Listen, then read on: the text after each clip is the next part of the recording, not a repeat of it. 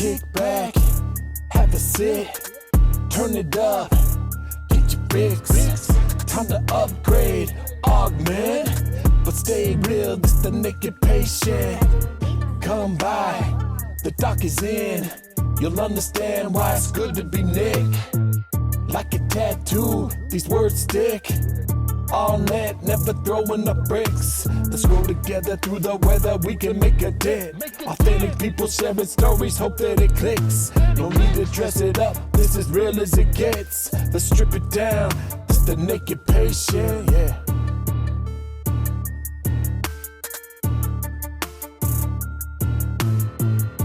Welcome to the Naked Patient Podcast. With me today is a good friend of mine and former patient, Jake Lee George.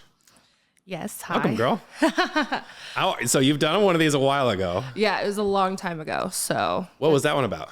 It was about my weight loss. That's what they wanted to ask me about. So we kind of just talked about that. I think that's what most people want to talk to me about because, like, I've, done something pretty crazy. I lost 160 pounds. So I know So how long has this journey been going on for you? it was 7 years in August. So it's been a long time, but I lost all the weight in a little over a year because I was determined. I wanted to lose it as quickly as possible. So, I just was kind of a little horse with blinders on for a long time. So I want to talk about what you did, but before we dive into that, talk to me about before that. Like what led to the moment where you're like, okay, like how did you become the horse with blinders? What made the change? So, I was always like a little bit heavy growing up, but I was never like ginormous by any means. And so I think for a long time, I didn't realize how large I actually was. And I think I was just ignoring all of the blaring red flags that I had that was telling me I needed to make a change. Like my hands and feet would swell, my lower back hurt all the time. I had 3 pairs of shoes I could wear. That was it, 'cause my feet were too wide for everything else. But I think for me, the exact moment that I decided I was going to change was actually when I got engaged 6 years ago. Yeah, 5 or 6 years, it was 6 or 7 years ago. And I saw my engagement video back and I was engaged to a very large man. He was like 6'4", 280, 90 pounds, something like that. And I looked bigger than him in the video. And I was like, yeah, no, I'm not getting married like that. And not to mention, but he and I had issues because we had met on a dating app. So when we met in person, at some point he had told me, you're just bigger than I thought you'd be. And like there were comments about my weight that always made me feel like he was embarrassed of me. So when I saw that video back, I was like, I do not want to be a bride he's embarrassed of. And that's really like the following month is when I went to Mexico to have my VSG. And when I had the VSG, I was like, I refuse to be a failed case. So I have to make this a lifestyle change. And I just forced myself to change. Like there was just no other options. From the moment I had the surgery, I was like, okay, you're never going back to this person. We need to learn how to be this new person. Yeah.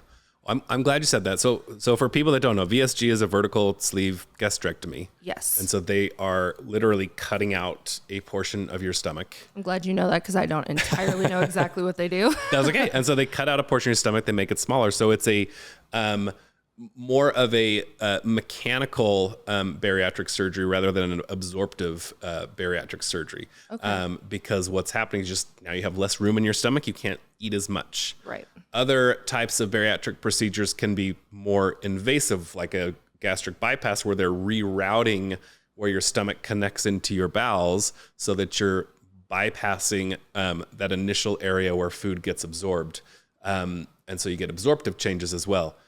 So for you, but I'm glad you said it that way, where you didn't want to be a failed case, because I think there is this idea out there that if you have bariatric surgery, it's 100%, you're going to lose a ton of weight and and it's like some cheating code. Yeah, and that honestly gets really old because, I'll be honest with you, I didn't do very much research on VSG before I had it. And honestly, at the time, I didn't care what the side effects were. I just wanted to lose the weight. And looking back on it now, if I had known all the side effects that I would have and the way that it would change my life forever, I might rethink my decision, because now I know how to count macros. I know how to weight lift. I know how to lose weight on my own. That I don't think I would have needed that. But at the time I was in such a dark place that I knew this version of myself was in there, but she had no motivation to come out. And I needed like a kick in the ass, and the VSG was the kick in the ass I needed, because I just needed like a little push, and then I was able to keep going. But yeah, so I had the surgery done with two of my closest friends, and they have both gained weight back, and there's nothing wrong with that by any means, and I'm in the place I went, there's a support group on Facebook, and people all the time talk about how they've gained all their weight back plus some, so it's like, it doesn't matter if you don't change the way that your relationship with food is, you will never lose weight. It doesn't matter if you do it with Ozempic, semaglutide, weight loss surgery. It doesn't matter what route you go. If you don't make the change within it of yourself. I mean, that's even with liposuction, right? Anything that helps your body look better or lose weight, if you don't maintain the changes and maintain a healthy lifestyle change, it won't matter. 100%. That is so vital and key. And I'm glad you brought it to everything else, like GLP-1s, whatever, liposuction, whatever you're doing. Whatever you're going to do, it has to be maintainable for life. It's one of those things that, like, throughout my journey, right, I had the many stages. I had the stages of eating only 1,000 calories a day, forcing myself to do tons of cardio, miserable, things like that. And it wasn't until I realized that I could eat more. Carbs were not the enemy, and I didn't need to use food as like a punishment or as like a way to take care of my emotions. When I was able to take my feelings out of it entirely, that's when the whole game changed for me. I was like, you don't have to do insane amounts of cardio. You don't have to eat 1,000 calories a day. Like, you don't have to do any of this, and you don't have to allow food to decide your emotions or your emotions to decide what food you put in your body, because at the end of the day, food is just fuel for the body. And when you can take the emotion out of it, it makes the choices so much easier, because in my opinion, food is very similar to a drug. Like, it's, as someone that used to be heavy, when you have a bad day and you want to binge, you get a high off of it. So like, when you can take your emotions out of it, that's when things can change. But like, if you hate running and you hate chicken breast and you're forcing yourself to do those things every day, you're only going to be able to go so far before you burn out, and then you're just going to revert back because you've been forcing yourself to do something you hate for so long. So whatever you're going to do, you have to like it. You have to be happy with what you're doing, and it has to be something you can do every day for the rest of your life, because if it's not, you're just going to yo-yo with your weight for years. And that was when the change happened for me. And I've been able to not only maintain my weight loss, but also like lean out, bulk, and, things like that. And I've never really gained any of my weight back. What would you say to somebody who is struggling getting there? Who is like, if somebody listens to you and there's like, well, I don't like working out. I don't like going to the gym. I don't like eating healthy. How do they find and slowly, because I think if you just throw somebody like this massive workout program counting macros, most people are just like, nope, that's too much. Absolutely. That was, so a couple years back, I actually did, macro plans for people. And I had some girls that were really upset that it didn't come with a meal plan, even though I'd made it clear it didn't come with a meal plan. And my whole explanation of that was, it was like, okay, I could sit here and tell you exactly what to eat every day, but you're not going to eat it. Let's be real, because you have to figure that out on your own. And if you hate eating healthy, there's always alternatives to things. Like, when I very first started, I found a healthy way to make everything I was craving. Like, I found a healthy way to make Crunchwrap Supremes. I found a healthy way to make nachos. I found a healthy way to make spaghetti. I found a healthy way to make fried chicken.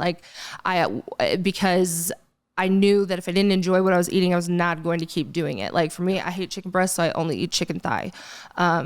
So like, it takes some trial and error, but you have to want it bad enough, basically, because nothing worth having comes easy. And when it comes to working out, I feel like people, when it comes to weight loss, they just assume, oh, I have to do shitloads of cardio. And that's not true. Like, literally, you could walk for 20 minutes a day, every day, and lose weight. You could actually never step foot in a gym and lose weight, because losing weight All it is it's very simple concept, hard to do, but you have to burn more than you eat. You have to be in a caloric deficit. That does not require exercise if you never want to exercise.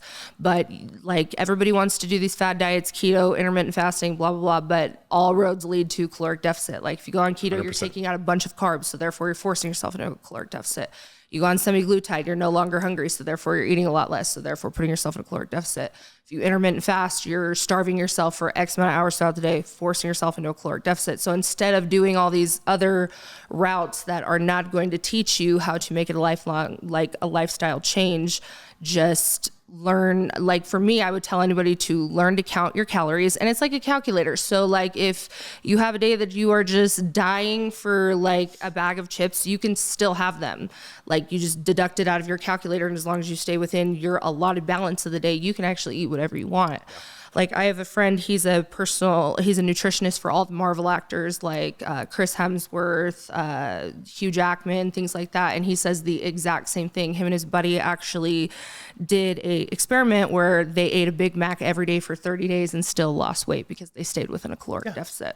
100%. So, it is calories in, calories out, always. Absolutely. I don't care what diet it is, like carnivore, all of it. And I think everybody's always looking for like the easy quick fix, and it's like there is no such thing. And even if you lose it quickly, you will gain it back even faster. So one thing I really had to be okay with was slow and steady wins the race. Like you've got to stop being in battle with the scale and just enjoy what you're doing, because if you are making yourself miserable every day, getting on the scale, getting disappointed, you're just going to end up in a really negative headspace and then want to quit. Yeah. So, you've got to be kind to your body. That's probably the biggest thing. Be kind to your body, be kind to yourself if the scale's not going where you want it to go, and just keep going. Like, anything worth having takes time. So you have to be patient too. It's not going to happen in a month. It's not going to happen in 3 months. People that I've been training for 6 years now to get where I am. Yeah. So it takes a long time, but that's why you've got to find joy in what you're doing. Like for me, I hate cardio, but I love weightlifting. So. Well, and I think that too is a cheat code that you used a little bit too, is the weightlifting, because with weightlifting, and you don't have to go be a bodybuilder, but I tell this to patients all the time. If you lift weights, you're going to put on muscle, and guess what? Muscle requires more metabolism to break down. And so if you have more muscle on your body, you get to eat more calories. Absolutely. So like for me, I just got a DEXA scan this last week. I've been like really going hard in the gym 5 days a week, staying in a calorie deficit. My resting metabolic rate. So I put on 13 pounds of lean muscle, lost 5 pounds of fat, which is great. On the scale, it freaks me out because I'm up 8 pounds, right? But it's mostly muscle. My resting metabolic rate has gone from 1,700 to 1,900. What that means is I now get to eat 1,900 calories a day, and I know my weight won't go up, it won't go down. And if I eat less than that, I'm going to be in a deficit and I'm going to lose some weight. Absolutely. That is 100% accurate. It's funny because, all of my friends, they are always like, I don't know how you eat this much, or you weigh more than me and you look a certain way. And I'm like, that's because if you stop being afraid that you're going to gain weight and you pick up some weights and you stop skipping the carbs and you eat high protein, everything will change. Because, I'm like 182 pounds, and on a good, like most days I have visible abs and a 26, 27 inch waist, and it goes over people's heads all the time. And I'm like, that is the results you get from weightlifting, because like I weigh way more than most of my friends, family, whatever, and I don't look any bigger than anybody else. So, because it's not that a pound of muscle weighs more than a pound of fat, but a pound of muscle is very dense and takes up little space. So you can have lots of pounds of muscle and weigh more, but it takes up way less space, so you're still small, versus a pound of fat is huge. So the more pounds of fat you have, the larger you will look. 100%. So. I like that. That was good. Oh, good. Okay, talk to me. So you go on this big journey, you lose all of this weight, and then like most people who have lost a significant amount of weight, you deal with some loose extra skin problems. Oh, absolutely. So tell me that story. Yeah. So, let's see. I actually got the leanest I ever was, I think was right before my first round of skin removal in Miami. I was down to 16% body fat as a woman, which is pretty low, especially considering I was not training to be a bodybuilder. I was just doing what I self-taught myself.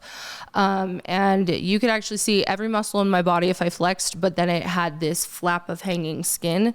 And so, as you know, I went to Miami. The first round was entirely botched. I came back with seromas. Nothing looked right. And that's why I met you, to fix everything that the other doctor had unfortunately messed up. But yeah, it just, things don't sit right after you stretch your body out and then try to undo it. Because I mean, even still to this day, there are things that just don't necessarily sit right, or they look different. If I had never gotten heavy, like I have a bunch of loose skin on my thighs, but I've been cut open so many times that I'm like, I don't want to be cut open anymore. So I just kind of deal with it. I'm curious about that choice to go to Miami a little bit, just because I think a lot of people do kind of, was it a price only thing? What kind of led you there? It actually wasn't, because it's not like it wasn't like any cheaper than anything I've paid here. It actually was more expensive between getting there, staying there, and all the aftercare. I just, upon looking, like when I was looking for doctors, I don't remember how this cosmetic place popped up, but it did. They made everything look great via their website, social media. And I had seen the testimonies that they had posted, which of course, you know, only the good ones. And I was like, oh, this place is going to be great. And then I had like a phone interview with them, and they had me confident that the doctor that they were assigning me to had lots of experience with weight loss patients. And I had already paid in full before I got there. So I get there and I meet the doctor, and he's like, okay, so you're supposed to have a brachioplasty, an extended tummy tuck, a mastopexy, all in one day. And I was like, yeah, they told me you could do it all. And I didn't know anything about plastic surgery. I didn't know how brutal those surgeries were. I didn't know shit. So I'm just going based off of what they're telling me. Yeah. And he goes, oh yeah, there's absolutely no way I'm doing all those in one day. So you're going to get this one today, and you're going to come back tomorrow for these two. And I was like, okay. And looking back on it, like, he didn't even ask me like what. So you had surgery 2 days in a row. 2 days in a row. Yeah. And the day of my first surgery, I did not go into surgery until 9:30 p.m., even though my surgery was scheduled for 8 in the morning. I didn't go in until 9:30 p.m. I woke up in a shitload of pain, screaming, like literally they wheeled me to my fiance screaming bloody murder. And mind you, this was during COVID. So they had not given him my pain med prescription until he picked me up. So he didn't have the whole day to go get it for me. They didn't give it to him until he picked me up. So, and this was during COVID. So finding a pharmacy that was open to get me the pain meds was atrocious. This was in a city we'd never been. And not only that, he just had to take me back to the Airbnb, and I was in so much pain that our Uber driver had to help him get me in the house because I was in that much pain and I was just leaking fluid, and he just had to lay me down and leave me there while he went to go try to find my pain, like a pharmacy open. And then I woke up and I looked like I gained 30 pounds overnight. And I was like, there's no way that this is right. And I remember telling the doctor, and he's like, no, this is normal. This is normal. And I was like, I really just don't feel like this is normal. I literally look like I've gained 30 pounds overnight. And then on top of that, this is when I learned that I think it's Percocet, maybe one of the narcotic painkillers, and I do not mix it, actually gives me like horrendous migraines to the point that the migraine is worse than the pain. Sure. And so I was calling him day after day after day, trying to get him to change the pain med because I was just miserable. And literally he would not answer his phone. And then his wife had texted me and said, sorry, he's on a yacht. You're just going to have to wait. And I had to go 6 days like that before my prescription was changed. And then after that, after I kept saying, this doesn't seem right, and if you guys saw the pictures, you would know it's not right either. It looked like something out of a scary movie. He just started ignoring me. And then I was so swollen that my parents and my fiance at the time were like, you cannot fly home like this. Like, you look like a Pillsbury Doughboy. You're going to swell even more. And the flight from Miami to Salt Lake is like 5 hours. So I ended up having to stay like an extra week, and then got home, knew something was still wrong. I actually reached out to a few different plastic surgeons on social media. Dr. Chittister was the one that answered. He saw me and he did an ultrasound over my stomach, and he's like, yeah, you need to go to the ER right now. You've got 4 seromas in your abdomen.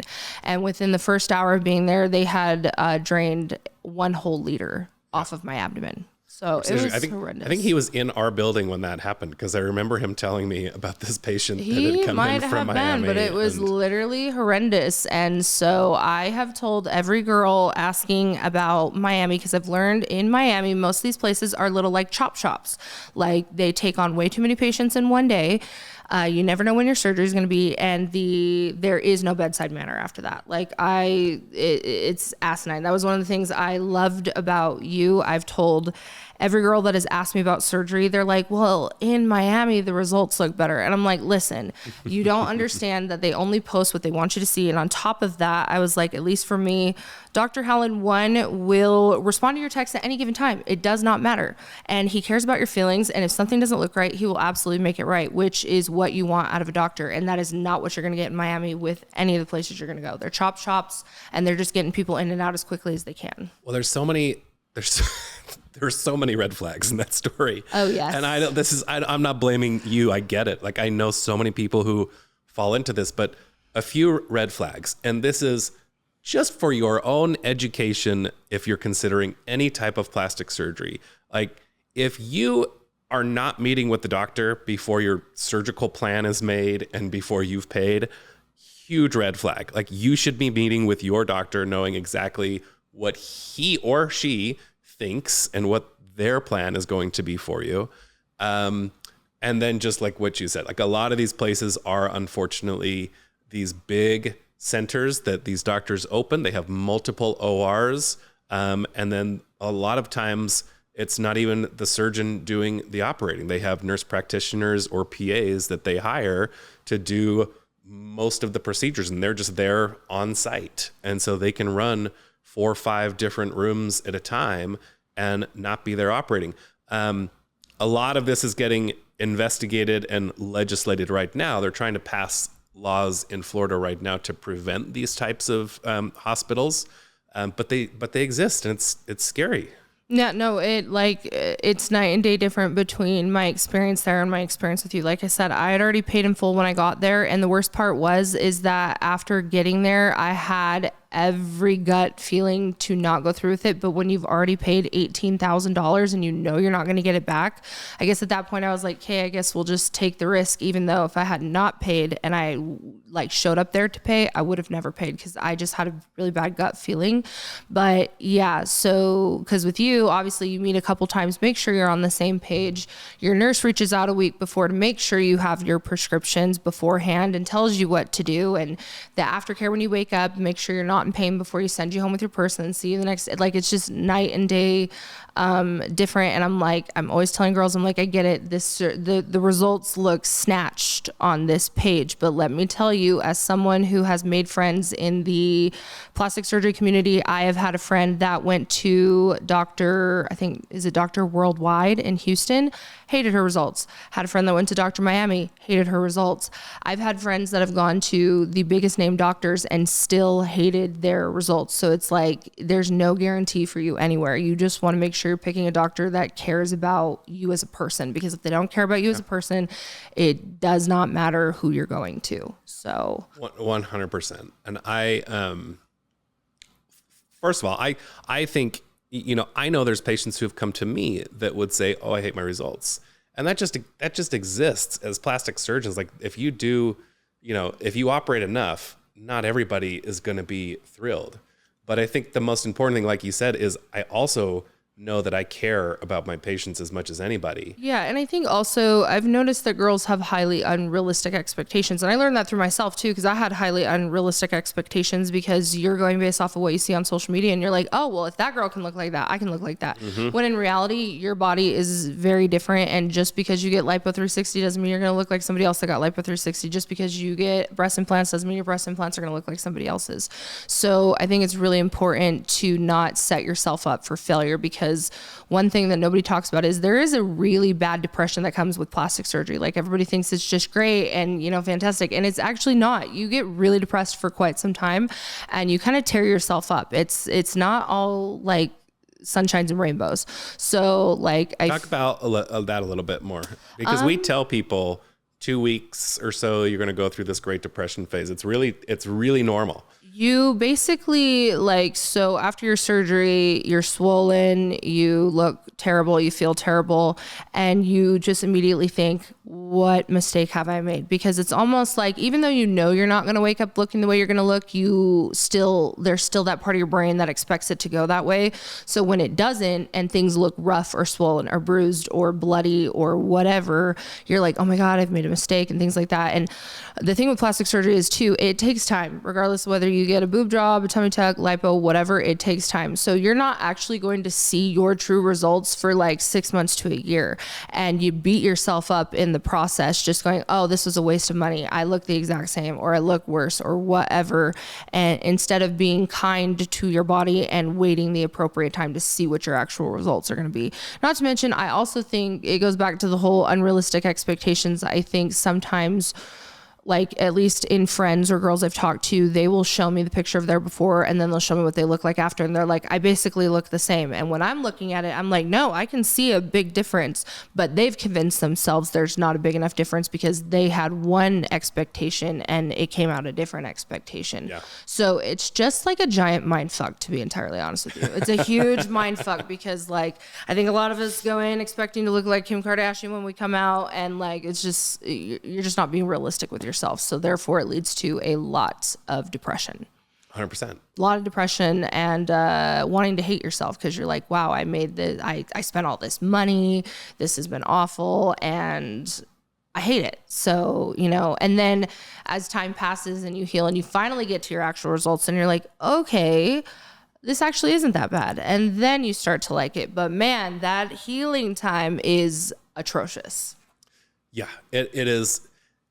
It's compounded almost even in plastic surgery. Like, this happens without plastic surgery in the real world, right? Mm-hmm. Like, for me, this DEXA, I've had great results. Up 13 pounds of muscle. Mm-hmm. I don't see it. Oh. My wife is like, yeah, you look way better. I'm like, I don't see it. And I'll even like look at side by side before and afters that she'll tell me, like, you have more muscle tone here, like more defined up here. And I'm like, maybe. No, that is so true. There are plenty of days that my brain convinces me that I'm still 334 pounds. Like, I have such bad trauma with, it's going to sound silly, but my ex-fiance made a comment about my back rolls once, and I was already insecure about my back when he said it, but that just like sent the trauma further. And still to this day, it has been years. If my back is showing, I have to ask someone, do I have back rolls back there? Does it look chubby? And literally everyone looks at me like, are you actually insane? Your back is yoked. But for me, it's like, I don't know that. I have to be told that, or else I will be insecure the entire time I'm out. Like, it's the same thing. I have to ask my friends, I'm like, do I look fat in this? And they're like, no, you never look fat. But my brain convinces me otherwise.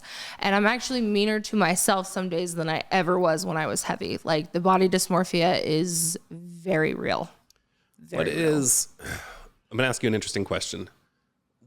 What is something that you now would say to that 300 plus pound Jake Lee years ago? I would tell her that you are just fine the way you are. You are just as valuable like this as you are like this. And I'm really sorry for any role I may have played in making you think otherwise. And not only that, but I'm really sorry that you kind of just rolled over and let everybody else treat you like you weren't as valuable, because you were. You were the same person on the inside. You just were heavy on the outside. And that's one of the biggest things I struggle with, was after getting like this, I realized how much more value I had as a person, and it fucked me up. It still fucks me up. It fucks me up that, like, now in terms of dating, I could stand a guy up 10 times. He'll still ask an 11th time. But back then, I could do absolutely nothing wrong, be the sweetest, most loyal, like just giving him all the attention, doing all the right things, and I still wasn't good enough because I was heavy. But now I could be the biggest shitbag in the world and they do not care. They will keep trying. And it's really shitty to know that people truly care more about what's on the outside than what's on the inside most of the time. Mm-hmm. And it's really, really sad, because like, I had more friends when I was heavy, and now I have very few friends, and it's because women just hate me for simply existing now. Like, literally hate me for like my roommate, my old roommate, the whole reason I had to move, you know, she used to say to me, she's like, everything just comes easy to you. You get away with everything. What problems could you possibly understand? And then she'd have struggles with her body and she'd be like, you don't know what it's like to feel fat in something. And I'm like, are you kidding me? Do you like, you've never even actually been like, I've been morbidly obese. What do you mean? You know? And so it just is really sad to learn how many people secretly deeply hate you for no other reason besides simply existing. And that was something I never truly experienced before. Like all my Instagram followers used to be so supportive and loving, and they were loving up until I had the skin removed. And then all of a sudden I had the skin removed and I didn't look like, this deflated balloon, and it just turned into hate. It turned into, she bought her body. She didn't do any work. She had it all lipoed out. She doesn't even go to the gym. She's fake. She's not real. Like, the comments are just unreal. Like, the amount of people that come up to me and say, what on your body's real? And I'm like, excuse me? Or the comments that say, like when I put out all the surgeries I've had and, that I had VSG and all these things, and people are like, oh, will you leave out all the work you had done to your face? And I was like, what are you talking about? I was like, I was getting Botox and lip filler even when I was fat. My face was just fat. Like, so it's just like, people are so mean now. Also, for the record, I've never touched your face. I know. Thank you. Thank you. Does everyone hear this? My face has never been touched by Dr. Helen. I get lip filler and Botox, and I was doing that a long time ago. Thank you, Stacy. Like, it's just, people are just really, and I know I've had my boobs done 4 times, guys. My boobs have been a journey. Okay. And that's mostly because I had huge boobs, lost all this weight. Then I had pecs.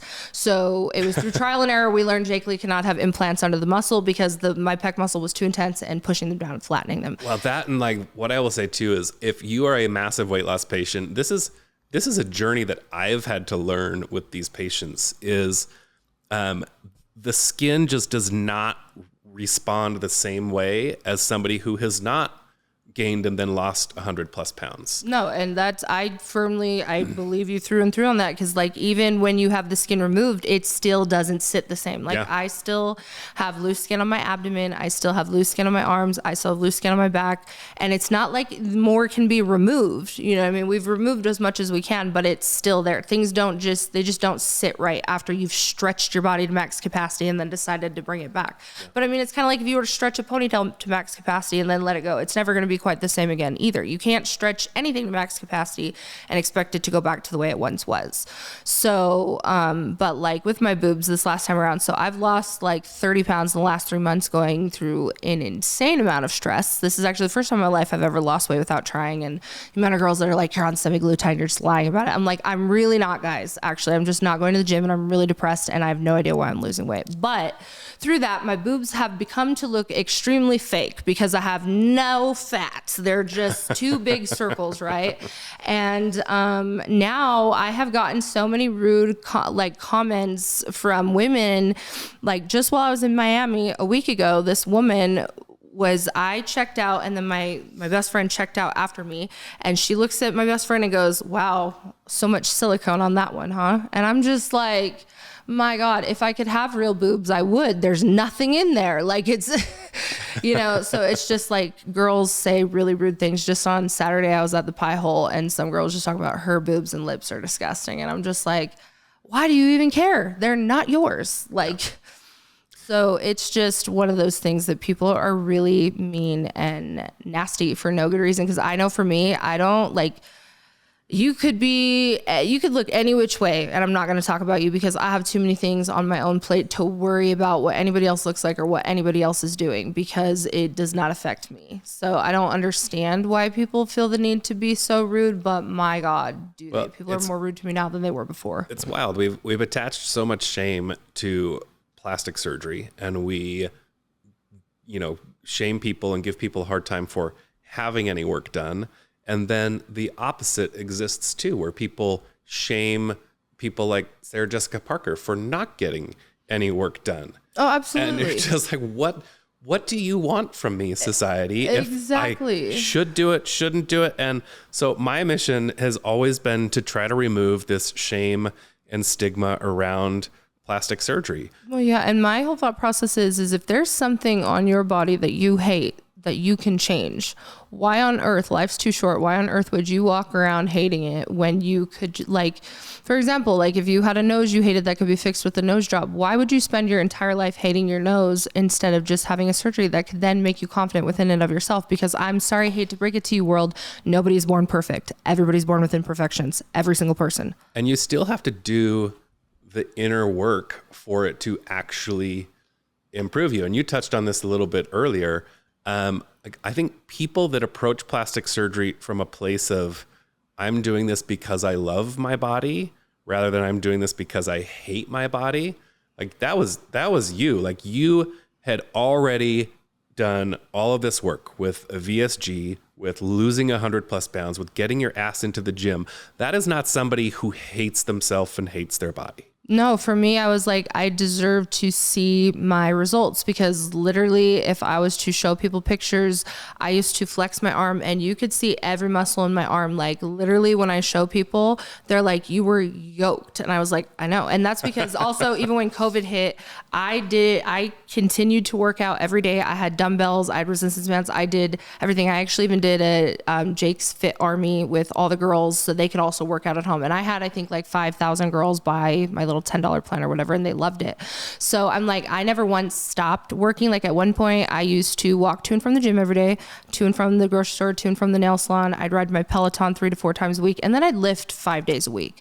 Like I never quit working out. So I had a shitload of muscle and then just flaps of hanging skin. And like I looked normal when I had clothes on, because I could, tuck it all away. But then when I was naked, I hated what I saw, because I was like, you've done all the work. This isn't fair. And to anybody that is planning to lose a bunch of weight or has lost a bunch of weight, like you don't deserve to feel like that. Like if you want to get the skin removed, you have every right to, because you did all of the work. You have the right to have it removed, to 100%. See all of your hard work. Like, and nobody should make you feel bad about that, because I hate to break it to everybody, there's nothing you can do about loose skin besides have it surgically removed. There's nothing you can do. No amount of working out makes it worse. The more muscle you build, the looser the skin gets. So there's nothing you can do besides have it cut off, unfortunately, because nobody goes in for a brachioplasty and goes, yeah, I'm so excited to get a huge scar on the back of my arm. You know what I mean? Like I have this conversation with people every single day. Yeah. It's like nobody goes into these surgeries like going, woo, I can't wait to have my back cut open all the way across. And it's like, I didn't have fun surgeries by any means. And not only that, the scars aren't fun. So it's like when people are like, oh yeah, she just bought her body. I'm like, that's literally not how it works. And not only that, but I had to do all the work first. And then I had to have like a not fun surgery, recover from that. And I have to walk around with a scar where people are like, what happened here? Like, I still don't look normal. Yeah. So it's like, stop being so hateful, because this is already a hard enough journey. And not only that, but people like you discourage other people from wanting to do the same thing. Because I know a lot of people are afraid to lose weight because they don't want the skin.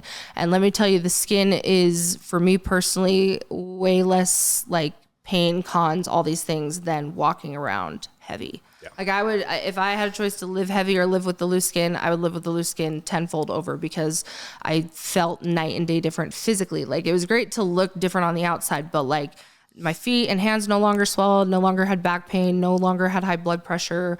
Really, my asthma was almost non-existent. Like I just physically felt a million times better. So nobody should be scared just because of loose skin. Jake, you've been awesome. Like this has honestly been such a treat to have you. We didn't touch on one thing that I think is really unique that you do. Let's kind of end with that. You kind of do some hair and makeup for some special people. I do. Talk about that a little bit. I do. So toot your own horn here, whatever you want to promote. Okay. So obviously I was with the Real Housewives of Salt Lake City for multiple years. I don't work with them very much anymore, just because my client Jen is in prison, as most of you probably know. But I loved the time I did get to work with Jen. I loved her as a person, regardless of whatever she did. She was always a friend to me and a light and good energy and could command a room. So I loved all the time I got with her. And then this year I worked on The Secret Lives of Mormon Wives, which I also enjoyed. It was very different. They're two very different things. Housewives is like glam. So I got to do what I love to do, because I love to beat a face like a Kardashian. Like I'm not a clean, light, throw it on and go type of gal. Like if I'm going to put makeup on, I want to beat a face. So that's what I loved about Jen. She was always down for whatever you wanted to do, and she wanted to be the center of attention and she wanted to look like a celebrity. So I loved every time I got to do her makeup. Whereas the Real Housewives or the Secret Lives or whatever, they were always like, they need next to none. And I'm like, okay, I get it, but they're on television, you know, like, you know, because you already, when they get in front of the camera, they already look like they're hardly wearing any. So then when you put very little on, it's even more so. So that one wasn't near as fun for me personally, just with my style of makeup. But in Utah, more natural makeup is what people want, and that's just not me. So it was really fun. It was definitely interesting. That one, like housewives drama and that drama, very different. Like I would sit and listen to the girls' interviews because they don't get to hear what each other says until the episodes air. So like I was sitting listening to their interviews and I'm like, this is going to be a shit show when this airs because my God, they just sit down and just blast and roast. And I was like, whew. This one's going to be really popular because they were not afraid to talk about anything. Do you think it captured the Utah culture pretty well?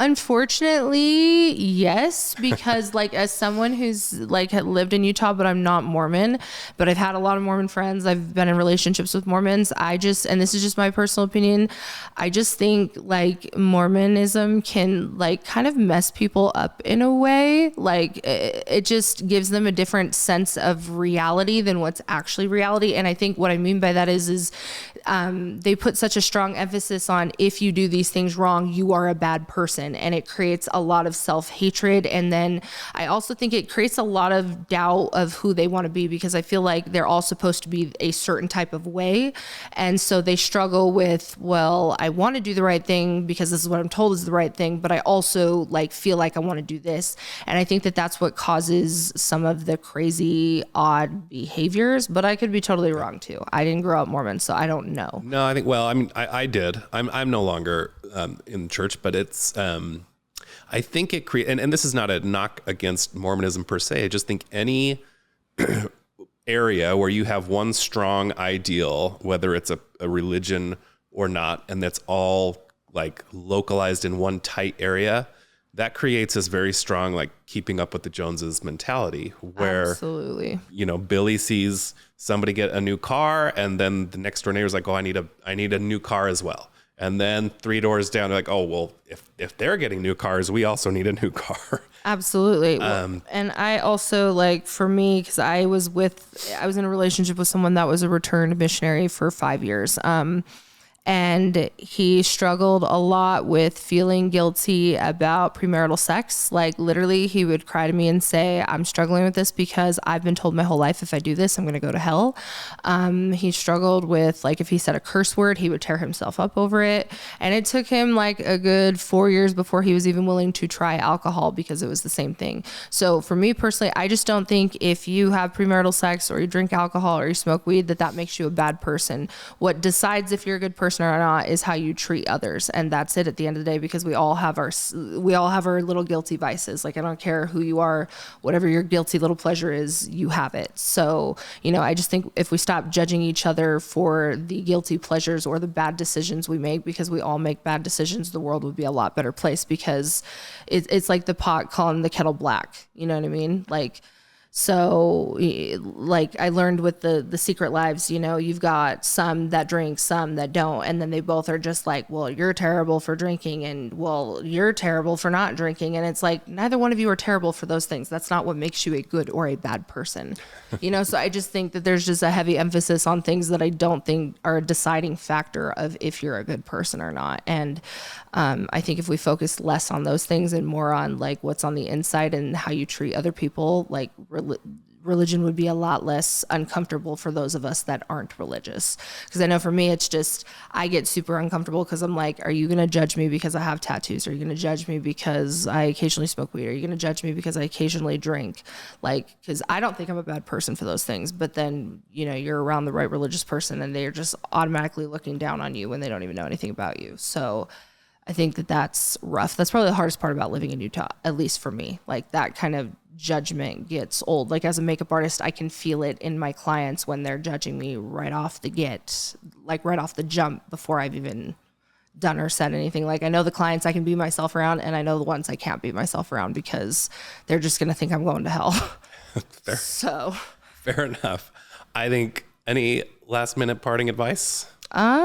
I mean, no, I just think everybody needs to be a little nicer and stop judging everybody. Cause, personally, I think we're all struggling. We're all doing our best. I like to believe everybody is doing the best they can. I absolutely believe that. So, and most you can do is just be kind. Exactly. I'm like, I think if everybody was just a little bit nicer, the world would be a much better place, because it has become a very not kind place. So it's kind of why I took a step back from social media, because everybody was being so unkind. So this is like the first thing I've done in a long time. So we'll see how it goes. I hope you guys are all kind to me, because I would like to talk more about certain things, but I feel like every time I try to open up, I just get reamed with negativity. And I'm like, yeah, this is why we don't talk anymore.